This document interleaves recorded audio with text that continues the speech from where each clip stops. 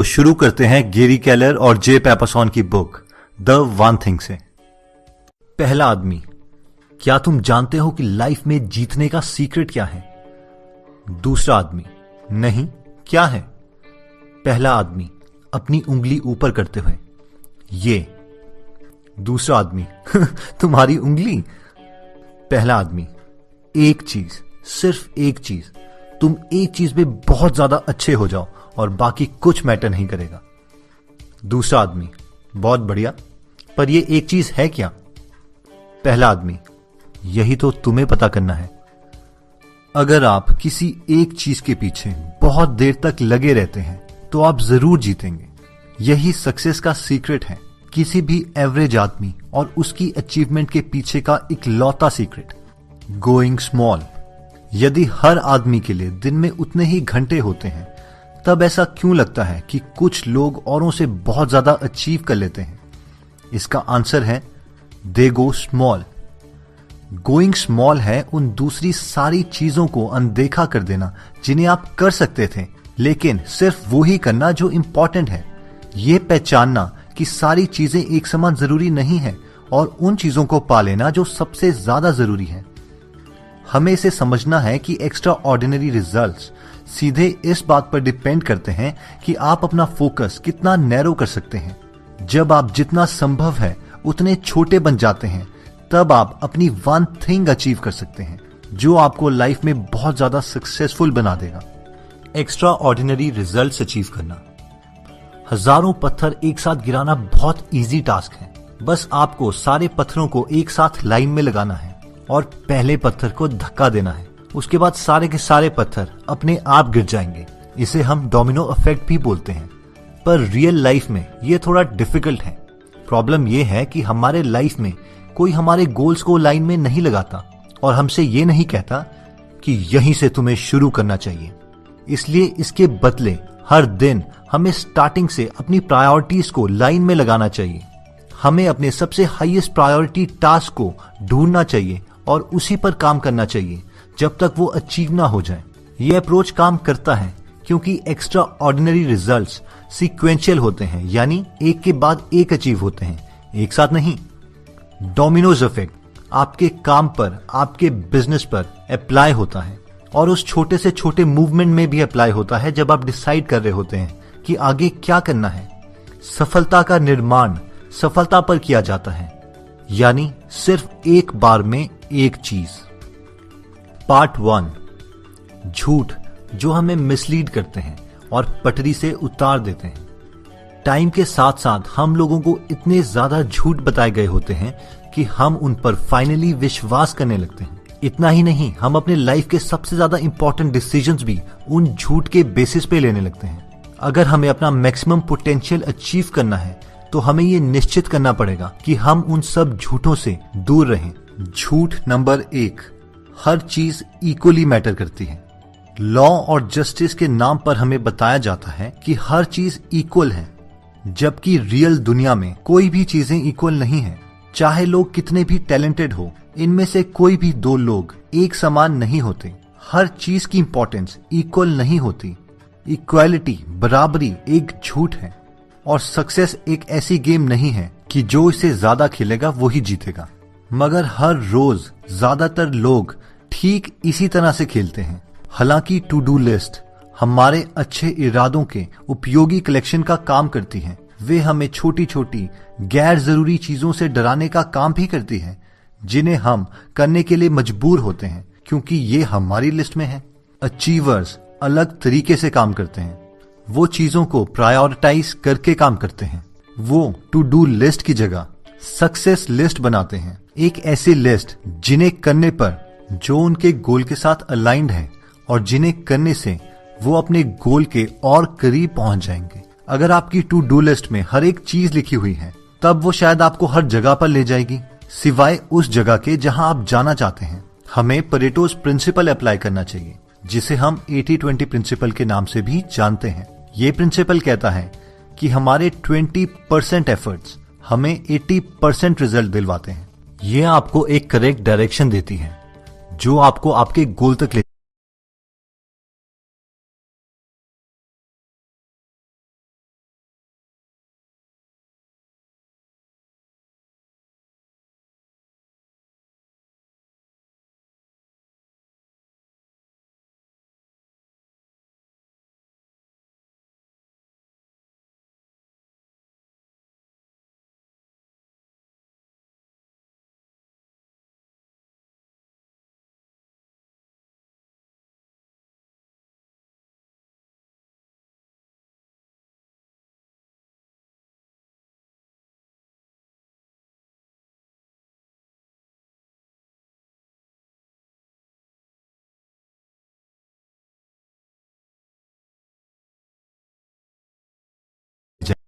हमें ये समझना होगा कि कई चीजें बाकी चीजों से बहुत ज्यादा इंपॉर्टेंट है। एक टू डू लिस्ट एक सक्सेस लिस्ट में तब कन्वर्ट होती है जब आप परेटोस प्रिंसिपल लगाते हैं। अगर आप इसे एक स्टेप फर्दर ले जाएं तो आप उन सारी चीजों में से 10 या 12 चीजें जितने भी आपने टू डू लिस्ट में लिखी हैं उस पे परेटोस प्रिंसिपल लगा लगा के आप अपनी वन थिंग तक पहुंच सकते हैं, यानी सबसे ज्यादा इंपॉर्टेंट चीज जो आपको आपके गोल तक ले जाएगी। झूठ नंबर 2, मल्टीटास्किंग। मल्टीटास्किंग एक झूठ है क्योंकि लगभग सभी मानते हैं कि मल्टीटास्किंग करने से वो बहुत ज्यादा प्रोडक्टिव हो जाते हैं। लेकिन अगर आप 2 चीजों को एक साथ करने की कोशिश करते हैं तब आप इनमें से किसी भी चीज को अच्छे तरीके से नहीं कर पाएंगे। मल्टीटास्किंग कम काम करने का एक इफेक्टिव तरीका है।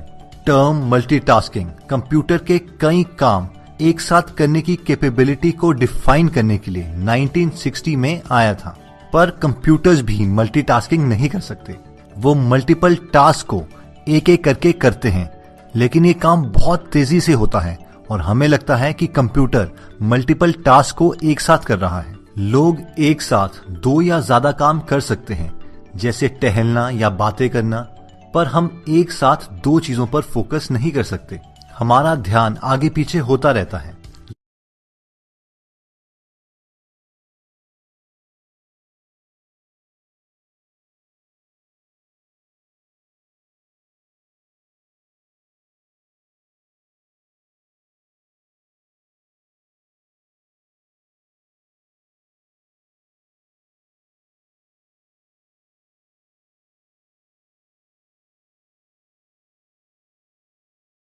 ये कंप्यूटर्स के लिए तो ठीक है, पर इंसानों के लिए ये बहुत बड़ी प्रॉब्लम है। जब आप एक टास्क से दूसरे टास्क पर स्विच करते हैं तब 2 चीजें होती हैं। पहली लगभग तत्काल है, आप स्विच करने का निश्चय करते हैं। दूसरी कम प्रिडिक्टेबल है, आप जो भी करने वाले हैं उसके लिए आपको उसके नियमों को एक्टिवेट करना पड़ेगा। हमेशा किसी नए टास्क को शुरू करने में और जिसे आपने छोड़ दिया है उसे फिर से शुरू करने में कुछ समय लगता है, और फिर भी कोई गारंटी नहीं है कि आपने जहां से छोड़ा था वहीं से शुरू करेंगे। तो हम कभी भी मल्टीटास्किंग को बर्दाश्त क्यों करें, खासकर कि तब जब हम सबसे इम्पोर्टेंट काम कर रहे हैं। सिर्फ इसलिए कि हमारा दिन का काम बाईपास सर्जरी से संबंध नहीं रखता, इसका मतलब ये नहीं है कि हमारी सफलता के लिए फोकस करना कम क्रिटिकल है। हमारा काम इससे कम रिस्पेक्ट डिजर्व नहीं करता। झूठ नंबर 3, एक डिसिप्लिन्ड लाइफ। जो मैक्सिमम लोग मानते हैं सच उसके एकदम ऑपोजिट है। सक्सेस डिसिप्लिन्ड एक्शन की लंबी दौड़ नहीं है। अचीवमेंट आपसे ये मांग नहीं करती कि आप हर समय डिसिप्लिन्ड व्यक्ति बने रहें, जहां पर आप हर एक्शन के लिए ट्रेंड हो और जहां पर आपके पास हर प्रॉब्लम का सोल्यूशन हो। असलियत में सक्सेस एक छोटी दौड़ है, एक स्प्रिंट, जिसमें फ्यूल तो डिसिप्लिन का है, लेकिन सिर्फ उतनी देर के लिए जब तक वो एक हैबिट नहीं बन जाती। आप जितना सोचते हैं उससे कम डिसिप्लिन में आप सक्सेसफुल हो सकते हैं। इसका एक सिंपल सा रीजन है, सक्सेस सही चीज करने के बारे में है, हर चीज को सही करने के बारे में नहीं। सक्सेस के लिए एक स्ट्रेटेजी है, अपनी वन थिंग चूज करना, यानी आपकी सबसे इंपॉर्टेंट चीज, और उसके बाद सिर्फ उतना ही डिसिप्लिन जब तक ये एक हैबिट में कन्वर्ट नहीं हो जाता। जैसे जैसे ये आदत आपके जीवन का हिस्सा बनती है आप एक डिसिप्लिन्ड व्यक्ति की तरह देखे जाएंगे, लेकिन आप होंगे नहीं। आप वे व्यक्ति होंगे जिसने एक मजबूत आदत बनाने के लिए सिलेक्टिव डिसिप्लिन का इस्तेमाल किया था। एक आदत बनाने में लगभग 66 डेज लगते हैं, यानी 66 दिन। सही डिसिप्लिन बहुत दूर तक जाती है और आदतें केवल शुरुआत में मुश्किल होती हैं। आदत शुरू करने के लिए जितनी एनर्जी की जरूरत होती है उससे बहुत कम उसे मेंटेन करने के लिए होती है। 2009 में यूनिवर्सिटी कॉलेज ऑफ लंदन के रिसर्चर ने यह प्रश्न पूछा था, किसी आदत को बनाने के लिए कितना टाइम लगता है। रिजल्ट्स बताते हैं कि इसमें लगभग 66 दिन लगते हैं। पूरा रेंज 18 से 250 दिनों का था, पर 66 एक स्वीट स्पॉट था। आसान आदतें बनाने में कम दिनों की जरूरत होती है और कठिन आदतों में ज्यादा दिनों की। सुपर सफल व्यक्ति कोई सुपर ह्यूमन नहीं होते, उन्होंने केवल कुछ सिंपल आदतों को बनाने के लिए सिलेक्टिव डिसिप्लिन का इस्तेमाल किया था। एक बार में सिर्फ एक। और समय के साथ वो आदतें बनती रहीं। झूठ नंबर 4, विल पावर जब चाहे तब आ सकती है। मैक्सिमम लोग ये मान के चलते हैं कि विल पावर की बहुत इंपॉर्टेंस है, पर इसे पूरी तरीके से नहीं समझते कि ये कितनी ज्यादा इंपॉर्टेंट है। विल पावर इतनी ज्यादा इंपॉर्टेंट है कि इसका इस्तेमाल सबसे हाईएस्ट प्रायोरिटी कामों को करने के लिए ही होना चाहिए, क्योंकि इसे हमेशा हम अपनी इच्छा से नहीं बुला सकते। इसीलिए इसको सबसे अच्छे उपयोग में लाने के लिए हमें इसे मैनेज करने की जरूरत है। विल पावर एक बैटरी की तरह है जिसकी एक लाइफ है और इसे रिचार्ज करना पड़ता है। आप इसे रिचार्ज करते हैं सोने से, अच्छा खाना खाने से, रेस्ट करने से। इसीलिए हमें ये सोचने की जरूरत है कि विल पावर को काम में कैसे लाते हैं। इस बारे में सोचिए, इस पर ध्यान दीजिए, इसका सम्मान कीजिए। हर रोज जो चीज सबसे ज्यादा जरूरी है उसे सबसे पहले कीजिए जब आपकी विल पावर सबसे ज्यादा है। झूठ नंबर 5, संतुलित जीवन। संतुलित जीवन यानी बैलेंस्ड लाइफ का आइडिया हमें बहुत ज्यादा अट्रैक्ट करता है, आकर्षित करता है, पर यह प्रैक्टिकल नहीं है। सभी चीजों पर ध्यान देने के लिए आपकी कोशिशों से आप कुछ भी ठीक ढंग से नहीं कर पाते और किसी के भी साथ इंसाफ नहीं होता। जब हम कहते हैं कि हम अपने संतुलन से बाहर हैं, तब हम ये कहना चाहते हैं कि हमारी कुछ प्रायोरिटीज, चीजें जो हमारे लिए बहुत इंपॉर्टेंट थी, उनकी देखरेख नहीं हो रही है और वे पूरी नहीं की जा रही हैं। समस्या यह है कि जब आप उस चीज पर फोकस करते हैं जो सबसे ज्यादा जरूरी है, तब कोई ना कोई चीज हमेशा अनदेखी रह जाएगी। बढ़िया रिजल्ट पाने के बदले कुछ चीजों को बिन किए छोड़ना जरूरी हो जाता है, मगर आप सारी चीजों को बिन किए नहीं छोड़ सकते और यहीं पर काम आता है आपका काउंटर बैलेंसिंग करने का स्किल। अपने काम और अपने व्यक्तिगत जीवन की काउंटर बैलेंसिंग आपके लिए बहुत जरूरी बन जाती है। पहला, अपने काम की बाल्टी की काउंटर बैलेंसिंग करना। काम को इस तरह देखें कि ये किसी कुशलता या ज्ञान से संबंधित है जिसमें बेस्ट होना जरूरी है। ये एक कारण बनेगा जिससे आप अपनी एक चीज को बाकी चीजों के मुकाबले बहुत ज्यादा समय देंगे और इससे आप बाकी के गैर जरूरी कामों को दिनों, सप्ताहों, महीनों और वर्षों के लिए छोड़ देंगे। आपका कर्म जीवन यानी वर्क लाइफ 2 क्षेत्रों में बटा है, एक जो सबसे महत्वपूर्ण है और दूसरा बाकी सारी चीजें। जो चीजें सबसे महत्वपूर्ण हैं उनमें आपको बहुत मेहनत करनी पड़ेगी तथा औरों में बस ठीक ठाक चलते रहना पड़ेगा। प्रोफेशनल सफलता के लिए ये बहुत जरूरी है। नंबर 2, आपको अपने व्यक्तिगत जीवन की बाल्टी को भी काउंटर बैलेंस करना पड़ेगा। स्वीकार कीजिए कि आपके जीवन में अनेक क्षेत्र हैं और प्रत्येक को कम से कम कुछ ध्यान देने की जरूरत है, क्योंकि आप महसूस करते हैं कि आपका एक ही जीवन है। अगर आप किसी एक को छोड़ देते हैं तब आपको उसके प्रभाव का अनुभव हो जाएगा। इसे निरंतर जागरूकता की आवश्यकता है। काउंटर बैलेंसिंग किए बिना आपको बहुत देर तक और बहुत दूर तक कभी नहीं जाना चाहिए, क्योंकि वे आपके जीवन के इंपॉर्टेंट एरियाज हैं। संतुलन का प्रश्न वास्तव में एक प्रायोरिटी का प्रश्न है। जब आप अपनी भाषा को बैलेंसिंग से प्रायोरिटीज में बदलते हैं, तब आप विकल्पों को साफ तरीके से देख पाते हैं। जब आपको काम करना चाहिए, काम कीजिए। जब आप खेलना चाहते हैं, खेलिए। आप एक इस अजीब तनी हुई रस्सी पर चल रहे हैं, परंतु केवल जब आप अपनी प्रायोरिटीज को इधर उधर करते हैं, तभी सारी चीजें छिन भिन हो जाती हैं। झूठ नंबर 6, बड़ा खराब है। ये इन सभी में सबसे बड़ा झूठ है, क्योंकि जब आप बड़ी सफलता से डरते हैं, तब इसे पाने के लिए अपनी कोशिशों से या तो आप बचेंगे या उन्हें नाकाम करेंगे। कोई भी नहीं जानता कि सफलता की चरम सीमा क्या है, इसलिए इसके बारे में चिंतित होना समय बर्बाद करना है। जब आप खुद को स्वीकारने की इजाजत देते हैं कि बड़ा उसी के बारे में है जो आप बन सकते हैं, तब आप इसे अलग नजर से देखते हैं। असाधारण नतीजों के लिए बड़ा सोचना अनिवार्य है।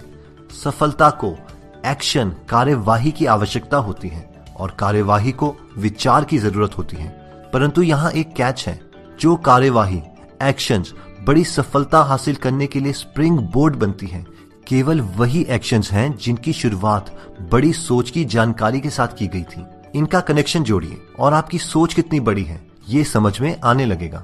हर एक के पास समय की एक ही मात्रा है। और परिश्रम केवल परिश्रम है। नतीजे के रूप में अपने काम के समय आप क्या करते हैं निर्धारित करता है कि आप क्या अचीव करेंगे, और क्योंकि आप जो करते हैं वह इससे निर्धारित होता है कि आप क्या सोचते हैं, आप कितना बड़ा सोचते हैं। वह इसका लॉन्चिंग पैड बनता है कि आप कितनी ऊंचाई को अचीव कर सकते हैं। बड़े से मत डरिए, साधारण कोटि का होने से डरिए। केवल बड़प्पन से जीना ही आपको असली जीवन और कर्म की संभावना का अनुभव करवाएगा। सफलता का अर्थ यही निकलता है, अपने जीवन के हर पल में उचित होना। यदि आप ईमानदारी से कहते हैं कि यही वह जगह है जहां मुझे ठीक इस समय होना चाहिए था, ठीक वही करते हुए जो मैं अभी कर रहा हूं, तब आपके जीवन की सभी अद्भुत संभावनाएं संभव बन जाती हैं। फोकसिंग प्रश्न। हम जो प्रश्न अपने आप से पूछते हैं उन्हें कैसे शब्दों में पिरोते हैं, उन उत्तरों को निर्धारित करते हैं जो अंत में हमारा जीवन बन जाते हैं। चुनौती यह है कि सही प्रश्न हमेशा इतना ऑब्वियस नहीं होता। अधिकतर चीजें जिन्हें हम चाहते हैं किसी रोड मैप या निर्देशों के सेट के साथ नहीं आती, इसलिए सही प्रश्न फ्रेम करना मुश्किल हो सकता है। स्पष्टता खुद हमसे आनी चाहिए। हम जिन उत्तरों को चाहते हैं उन्हें पाने के लिए हमें सही प्रश्न गढ़ने पड़ेंगे और उन्हें अपने आप इजाद करना पड़ेगा। तब कैसे आप उन निराले प्रश्नों का आविष्कार करते हैं जो आपको निराले उत्तरों तक ले जाते हैं? आप एक प्रश्न पूछिए, एक फोकसिंग प्रश्न। कोई भी जो सक्सेसफुल जीवन के सपने देखता है उसे इसे जीने के लिए एक सक्सेसफुल अप्रोच ढूंढनी पड़ेगी। फोकसिंग प्रश्न वह सक्सेसफुल अप्रोच है। प्रश्न की एनाटॉमी। तो असल में वो प्रश्न है क्या? वो प्रश्न है, वह एक चीज क्या है जिसे मैं कर सकता हूं, जिससे करने से दूसरी सारी चीजें आसान या अनावश्यक बन जाएंगी। तो चलिए इस प्रश्न को 3 भाग में तोड़ते हैं। भाग 1, वह एक चीज क्या है जिसे मैं कर सकता हूं। ये फोकस्ड कार्यवाही की चिंगारी सुलगा देता है। ये आपको किसी निश्चित चीज की ओर जाने के लिए विवश करती है। अंतिम चरण, कर सकता हूं, ये अंदरूनी कमान है जो आपको वो कार्यवाही, वो एक्शन लेने के लिए मजबूर करती है जो आप कर सकते हैं। ये नहीं कि करना चाहिए, कर सकता था या करूंगा। ये कार्यवाही कि आप कर सकते हैं हर बार नियत को हरा देती है। भाग 2, जिससे इसे करने से। ये आपसे कहता है कि एक मानक है, क्राइटेरिया है जिसे आपके उत्तर को संतुष्ट करना पड़ेगा। ये केवल कुछ करने और किसी निश्चित उद्देश्य, पर्पस के लिए कुछ करने के बीच का एक पुल है। भाग 3, दूसरी सारी चीजें आसान या अनावश्यक बन जाएंगी। ये अल्टीमेट लिवरेज टेस्ट है। ये कहता है कि जब आप ये एक चीज करते हैं, हर एक अन्य चीज जिसे अपना लक्ष्य पाने के लिए आप कर सकते थे, वो या तो कम कोशिश करने से ही हो जाएंगी या अब इसकी जरूरत भी नहीं होगी। ये लिवरेज्ड चीज करते हुए और ध्यान बांटने वाली सारी चीजों से बचते हुए आपका जीवन बदलने के लिए उत्तर की संभावना बढ़ा देता है। फोकसिंग प्रश्न आपसे आपके गोल का सबसे इंपॉर्टेंट हिस्सा ढूंढने के लिए मजबूर करता है। एक बार जब आप इसे कर लेते हैं तब आपको पता चलता है कि इसके पीछे आपके छोटे छोटे गोल्स की एक लाइन है और वो सारे एक लाइन में लगे हैं, जिन्हें करते ही आप अपने मेन गोल तक आसानी से पहुंच जाएंगे। सफलता की आदत।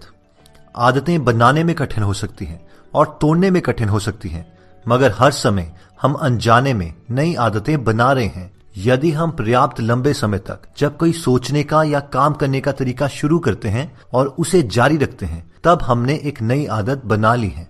हमें एक चुनाव का सामना करना पड़ता है कि हम जीवन से जो भी चाहते हैं उसे पानी वाली आदतें बनाना चाहते हैं या नहीं। यदि हम चाहते हैं तब फोकसिंग प्रश्न वह सबसे शक्तिशाली सफलता की आदत है जिसे हम डाल सकते हैं।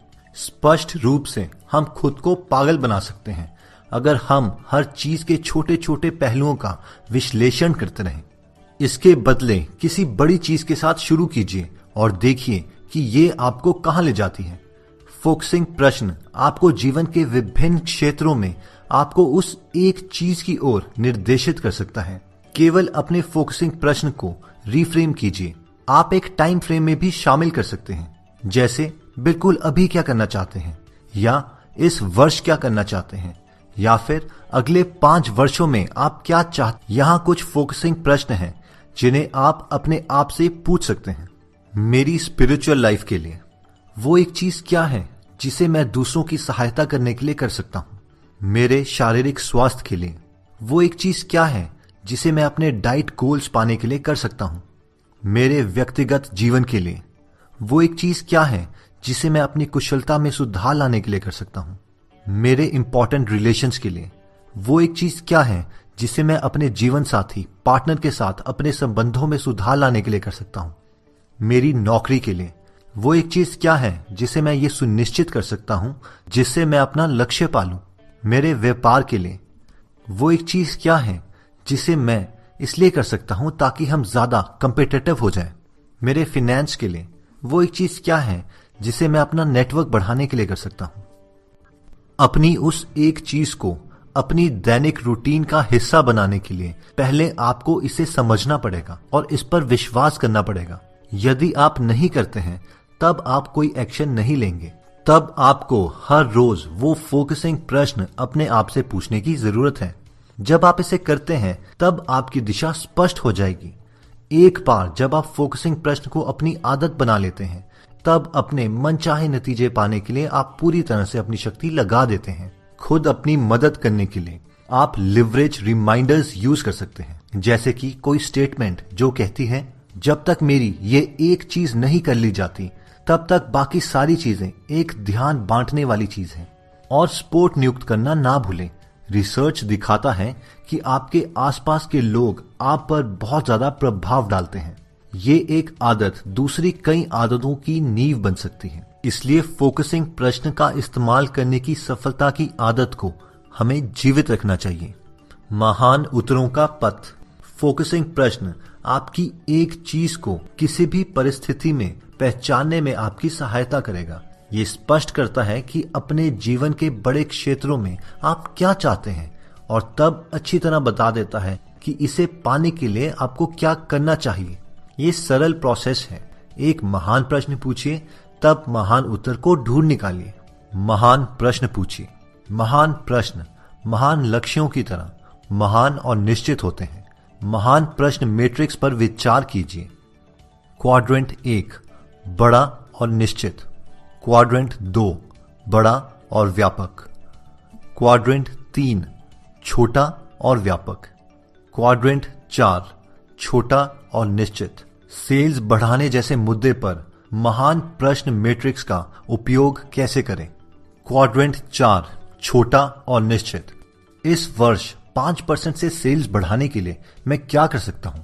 ये एक निश्चित दिशा में आपको निशाना लगाने के लिए मजबूर करता है, मगर इस प्रश्न के बारे में वास्तव में चुनौती भरा कुछ भी नहीं है। अधिकतर सेल्स कर्मियों के लिए सेल्स में 5% की बढ़त आसानी से हो सकती है क्योंकि मार्केट आपके पक्ष में खिसक गया है। छोटे गोल्स को असाधारण एक्शंस कार्यवाही की जरूरत नहीं होती, इसलिए वे आपको सक्सेस की तरफ नहीं ले जाते। क्वाड्रेंट 3 छोटा और व्यापक। सेल्स बढ़ाने के लिए मैं क्या कर सकता हूं।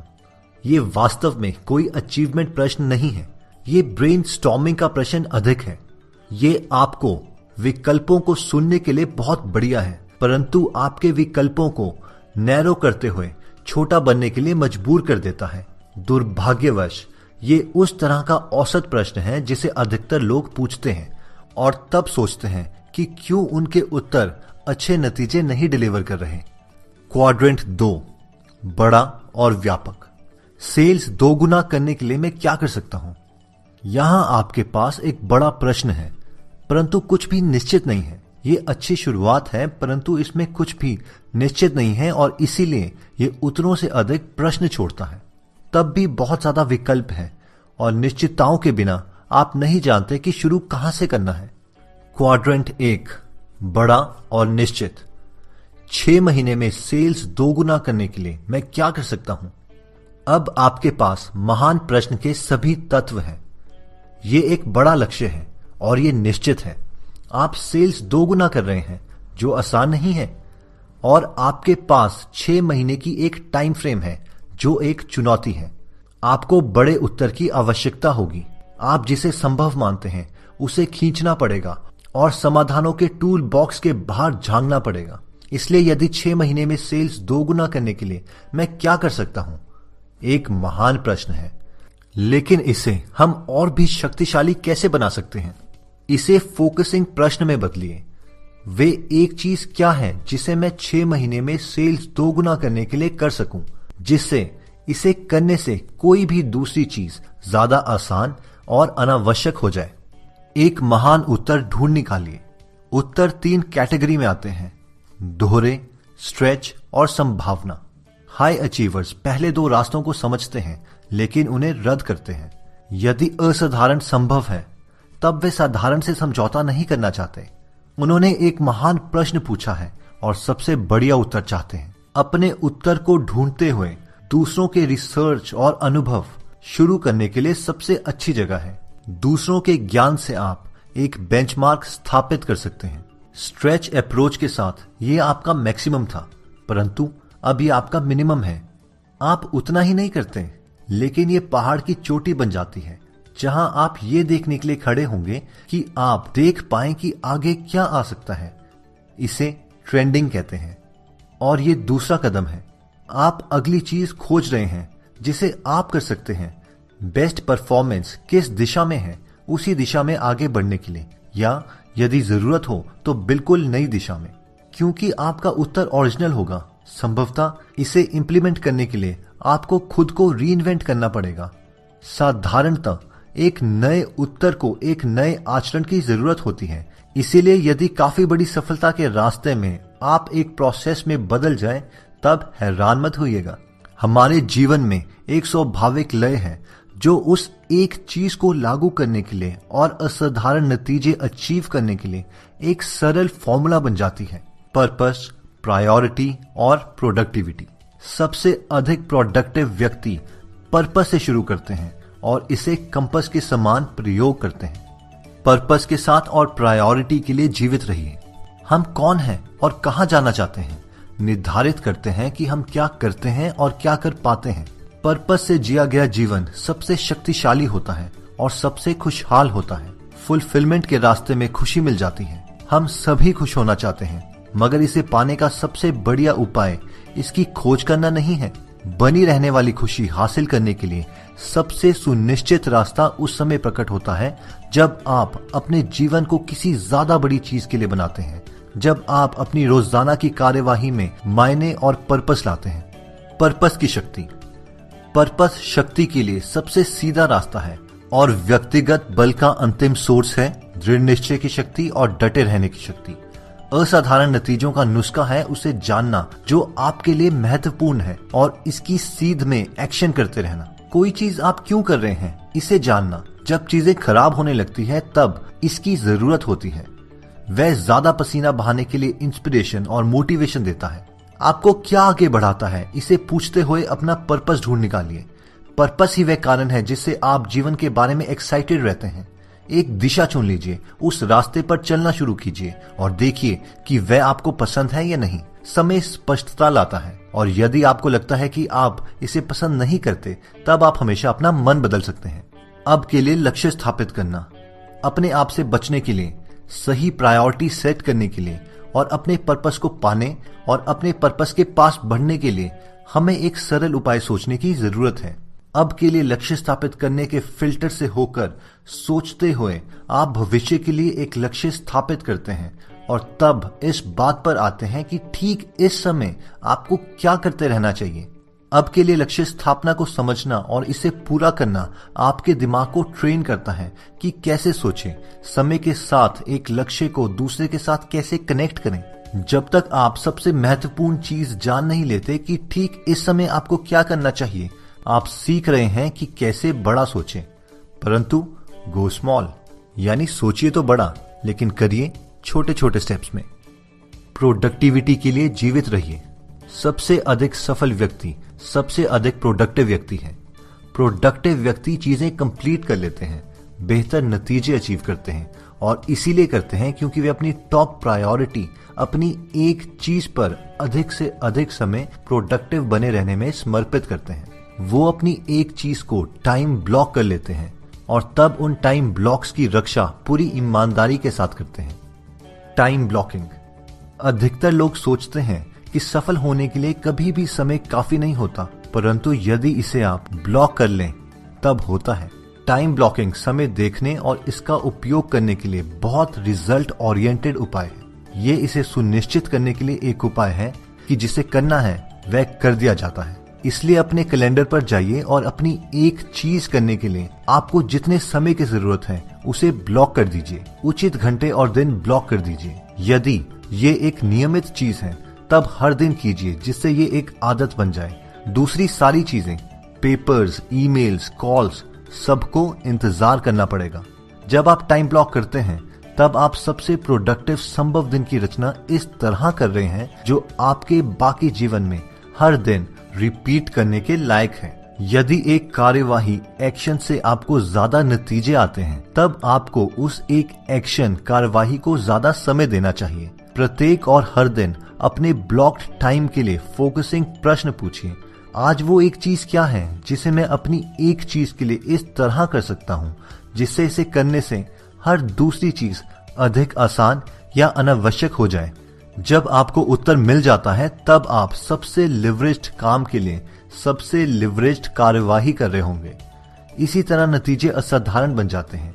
जब आपने उस दिन के लिए अपनी एक चीज कर ली है तब उस दिन का बाकी समय हर दूसरी चीज करने में लगा सकते हैं। केवल अपनी अगली प्रायोरिटी की पहचान करने के लिए फोकसिंग प्रश्न का उपयोग कीजिए और उस कार्य को उतना समय दीजिए जिसके वे लायक है। जब तक आपका वर्क डे समाप्त नहीं हो जाता इस अप्रोच को दोहराइए। हर दूसरी चीज कर लेना रात में आपको बेहतर नींद लेने में मदद कर सकती है, पर इससे आप सक्सेसफुल नहीं बनेंगे। नतीजे पाने के लिए इन 3 चीजों को इसी क्रम में टाइम ब्लॉक कर लीजिए। नंबर 1, अपनी छुट्टी के समय को ब्लॉक कीजिए। सफल व्यक्ति अपने वर्ष की शुरुआत अपनी छुट्टी के समय की योजना बनाने के लिए समय लेते हुए करते हैं, क्योंकि वो जानते हैं कि उन्हें इसकी जरूरत होगी और वे इसे अफोर्ड कर सकते हैं। विश्राम करना उतना ही जरूरी है जितना काम करना। नंबर 2, अपनी एक चीज को टाइम ब्लॉक कीजिए। जी हाँ, आपकी एक चीज दूसरे नंबर पर आती है। क्यों?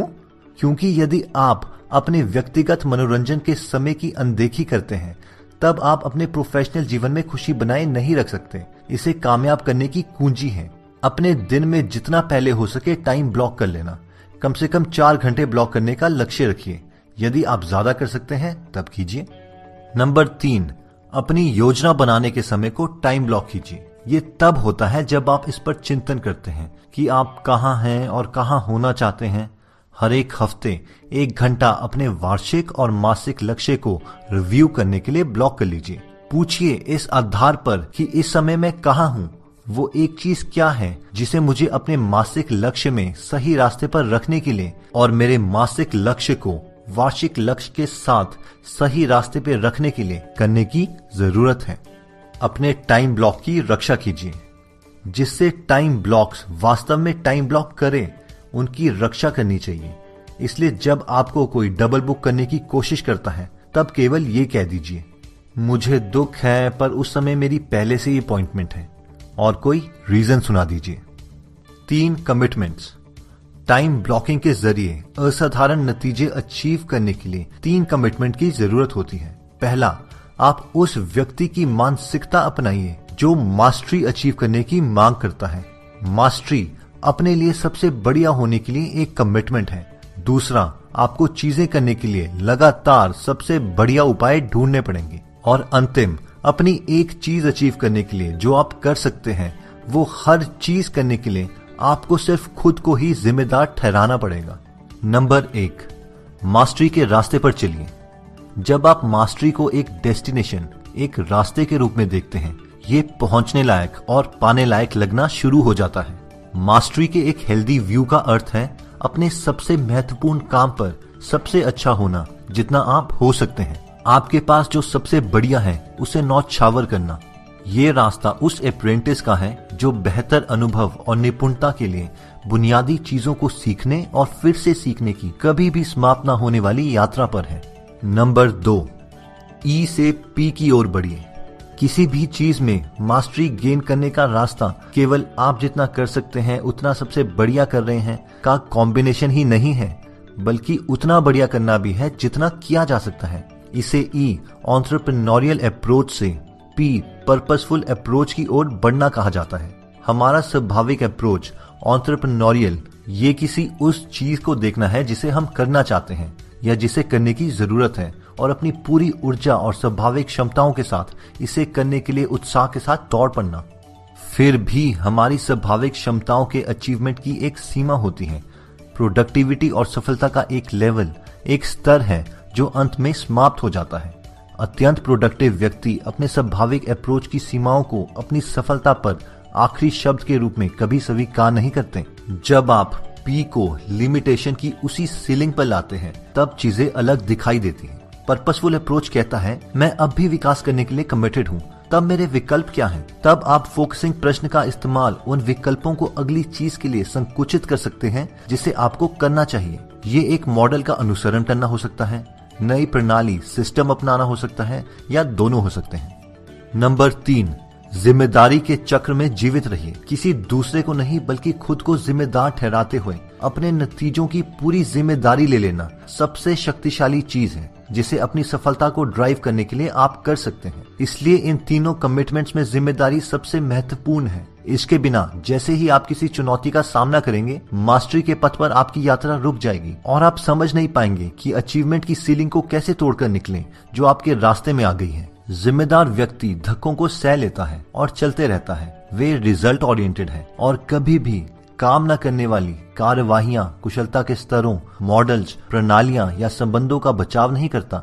जब जीवन होता है तब या तो आप जिम्मेदार हो सकते हैं या गैर जिम्मेदार। जब जीवन होता है तब जिम्मेदार व्यक्ति वास्तविकता की खोज करता है, स्वीकार करता है, अपनाता है, समाधान ढूंढता है और इसके साथ आगे बढ़ता है। गैर जिम्मेदार व्यक्ति वास्तविकता से बचता है, लड़ता है, दोष देता है, व्यक्तिगत बहाने बनाता है और इंतजार करता है तथा आशा करता है। 4 चोर।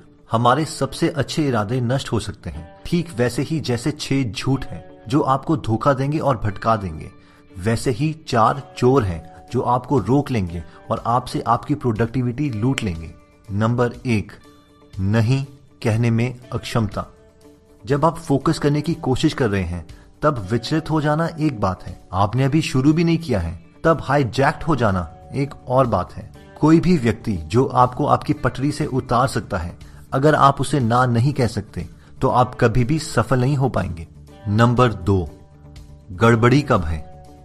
जब आप केवल एक चीज पर फोकस करते हैं तब झंझट लाजमी है। जब आप अपने सबसे महत्वपूर्ण काम तराशते हैं तब दुनिया बैठी रहकर इंतजार नहीं करती। आपके लिए इस बात से लड़ने के बजाय इसे स्वीकार करना ज्यादा महत्वपूर्ण है।